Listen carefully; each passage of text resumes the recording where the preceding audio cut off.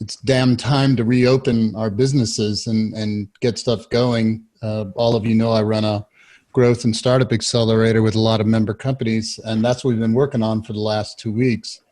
And what I want to encourage you, for those of you who are small business owners, is a couple of things. Look to your states for help. A lot of them got federal grants, not loans, grants. State of Wyoming, for example, I spoke at the Wyoming legislature last week, particularly focused on companies that employ 1099s. We were left out of the stimulus money because we don't have W-2s, but we depend on our 1099s and they depend on us. It's just a contractual relationship. So that was a hole that the Wyoming is trying to fill. Maybe they're doing that in your state. The other thing that you've got a great resource sitting right in the room over there. Mac's been going back and forth with me because Mac's in commercial. Well, I don't want to speak to exactly what he's doing, but he's been helping me with commercial liability because one of the issues is with reopening. That's Matt Kelly. Matt Kelly. And we wish he went to West Point, but he's damn smart. And we've talked a couple of times, but here's what I want to tell you.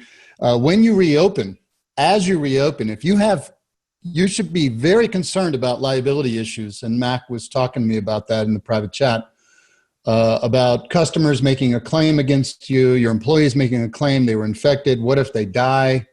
Bob says that's not possible, but maybe it is. And I think part of the reopening plan should be your focus on what is your potential liability. And there's some great resource in Mac and other people in this group to that. Here's what I do want to tell you. You must draft a formal reopening plan and you must publicize that to your employees. They must be briefed on that. They must see you taking action. And then of course, if you're customer facing, you've got to do that.